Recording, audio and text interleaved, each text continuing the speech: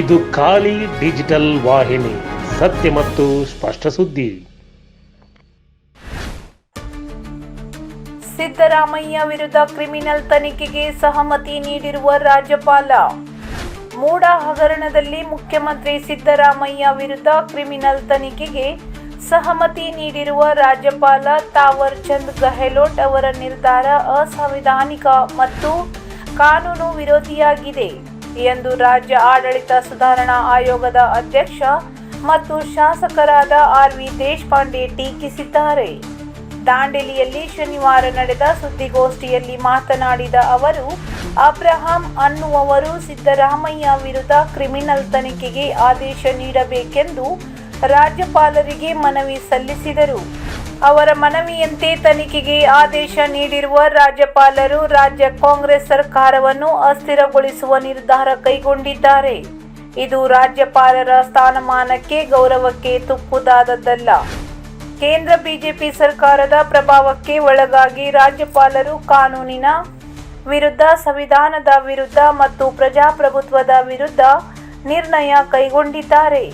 ಸಿದ್ದರಾಮಯ್ಯ ಅವರು ಯಾವುದೇ ಕಪ್ಪು ಚುಕ್ಕೆ ಇಲ್ಲದೆ ರಾಜಕೀಯ ಜೀವನ ನಡೆಸಿದ್ದಾರೆ. ಬಿಜೆಪಿ ವಾಮ ಮಾರ್ಗದ ಮೂಲಕ ರಾಜ್ಯ ಸರ್ಕಾರವನ್ನು ಅಸ್ಥಿರಗೊಳಿಸಲು ಪ್ರಯತ್ನಿಸುತ್ತಿದೆ. ಇದನ್ನು ನಾವು ವಿರೋಧಿಸುತ್ತೇವೆ ಮತ್ತು ರಾಜ್ಯಪಾಲರು ತನಿಖೆಗೆ ನೀಡಿರುವ ಆದೇಶವನ್ನು ಕೂಡಲೇ ಹಿಂಪಡೆಯಬೇಕೆಂದು ಒತ್ತಾಯಿಸಿದರು.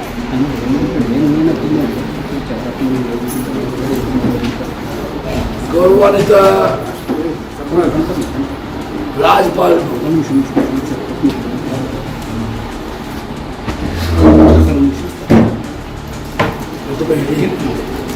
ಕರ್ನಾಟಕ ರಾಜ್ಯದ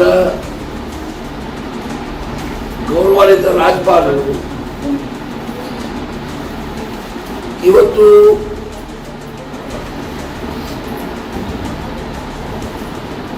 ಸಂವಿಧಾನದ ವಿರುದ್ಧ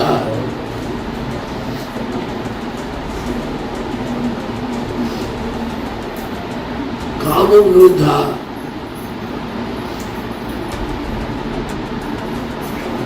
ಗೌರವಾನ್ವಿತ ಕರ್ನಾಟಕ ರಾಜ್ಯದ ಮುಖ್ಯಮಂತ್ರಿಯಾದಂಥ ಸಿದ್ದರಾಮಯ್ಯವರ ವಿರುದ್ಧ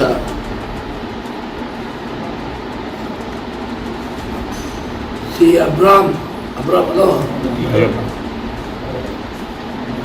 ಟಿ.ಜೆ. ಇವರೇನು ರಾಜ್ಯಪಾಲರಿಗೆ ಸಿಎಂ ವಿರುದ್ಧ ಕ್ರಿಮಿನಲ್ ಅಂದರೆ ಫೌಜದಾರಿ ಮೊಕದ್ದಮೆ ಮಾಡಬೇಕಂತ ಅನುಮತಿ ಕೇಳಿದರು. ಆ ಅನುಮತಿ ಕೊಟ್ಟಿದ್ದಾರೆ.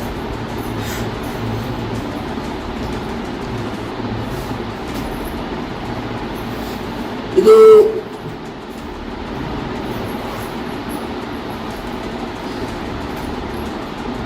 ರಾಜ್ಯಪಾಲರ ಸ್ಥಾನಮಾನಕ್ಕೂ ಗೌರವ ತರುವುದಿಲ್ಲ ಮತ್ತು ರಾಜಕೀಯ ಸಲುವಾಗಿ ರಾಜ್ಯಪಾಲರು ಬಳಸ್ಕೊಳ್ತಾರಂತ ಇದೆಲ್ಲ ನಮ್ಗೆ ತಿಳುವಳಿಕೆ ಇದೆ. ಇದರಿಂದ ಅದು ಶಾಪಿತಾಗಿದೆ. ಮುಖ್ಯವಾಗಿ ಇದಕ್ಕೆ ಕೇಂದ್ರದ ಆಡಳಿತ ಪಕ್ಷ ಬಿಜೆಪಿ NDA ಇರದೆ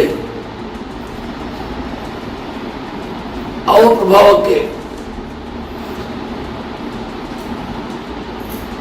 ಮಣಿದು ರಾಜ್ಯಪಾಲರು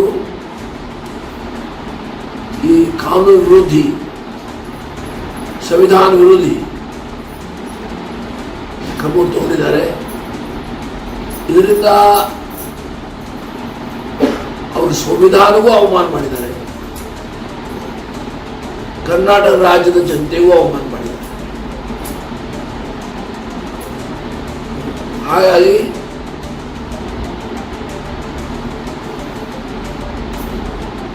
ನಾನು ಅವರಿಗೆ ಮನವಿ ಮಾಡ್ತಾ ಇದ್ದೇನೆ, ಅವರು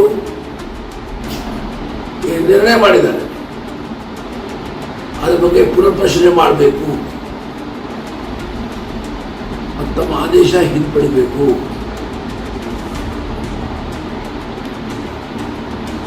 ನಮ್ಮ ಗೌರವಾನ್ವಿತ ಮುಖ್ಯಮಂತ್ರಿ ಸಿದ್ದರಾಮಯ್ಯ ಇಡೀ ಅವರ ಜೀವನದಲ್ಲಿ, ಅದರಲ್ಲಿ ರಾಜಕೀಯ ಜೀವನದಲ್ಲಿ ಯಾವುದೂ ಒಬ್ಬ ಕಪ್ಪು ಇಲ್ಲ, ಯಾವುದೂ ಇಲ್ಲ. ಹಾಗಾಗಿ ಇವತ್ತು ಸರ್ಕಾರ ಅಸ್ಥಿರಗೊಳಿಸಲಿಕ್ಕೆ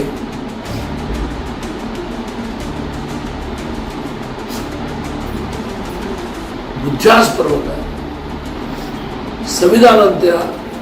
ಸಂವಿಧಾನ ಪ್ರಕಾರ ಈ ಸಿದ್ದರಾಮಯ್ಯ ಸರ್ಕಾರ ಏನು ಮಾಡಿ ಬರುವುದಿಲ್ಲ. ಹಾಗೆ ಇಂಥ ವಾಮ್ ಮಾರ್ಗಗಳ ಉಪಯೋಗ ಇವತ್ತು ಮಾಡಿ ರಾಜ್ಯಪಾಲರು ಈ ಕ್ರಮ ತಗೊಂಡಿದ್ದಾರೆ. ಅದು ಸರಿ ಅಲ್ಲ. ಅದು ಈ ಸಂದರ್ಭದಲ್ಲಿ ಹೇಳ್ತಾ, ಅವರು ತಗೊಂಡಿದ್ದಾದರೆ ಮಾನ್ಯ ಮುಖ್ಯಮಂತ್ರಿಗಳು ಕಾನೂನು ಚೌಕಟ್ಟಿನಲ್ಲಿ, ಸಂವಿಧಾನ ಚೌಕಟ್ಟಿನಲ್ಲಿ ಏನು ಕ್ರಮ ತಗೊಳ್ತಾರೆ. ಆದರೆ ನಾನು ಕಳೆದ 50 ವರ್ಷ ಈ ರಾಜಕೀಯ ಕ್ಷೇತ್ರದಲ್ಲಿ ಕೆಲಸ ಮಾಡ್ತಾ ಇದ್ದೇವೆ. ಯಾರೊಬ್ಬ ರಾಜ್ಯಪಾಲರು, ಯಾರ ರಾಜ್ಯದ ಈ ಥರದ ಕ್ರಮ ಕೈಗೊಳ್ಳಿದ್ದು, ಅದನ್ನು ನಮ್ಮ ಕರ್ನಾಟಕದಲ್ಲೇ ಇದ್ದ ಪ್ರಕರಣ, ಯಾರ ರಾಜ್ಯಪಾಲರು ಕ್ರಮ ತಗೊಂಡಿದ್ದು ನನ್ನ ಮಾಹಿತಿಯಲ್ಲಿ ಇಲ್ಲ, ಇರಲಿಕ್ಕೂ ಸಾಧ್ಯ. ಇಂಥ ಕ್ರಮ ಯಾರೂ ತಗೊಂಡಿಲ್ಲ. ಹಾಗಾಗಿ ಇದೀಗ ಅವನು ತೀವ್ರ ಶಬ್ದದಿಂದ ರಾಜ್ಯಪಾಲರ ಕ್ರಮ ಖಂಡಿಸ್ತಾ ಇದ್ದಾರೆ.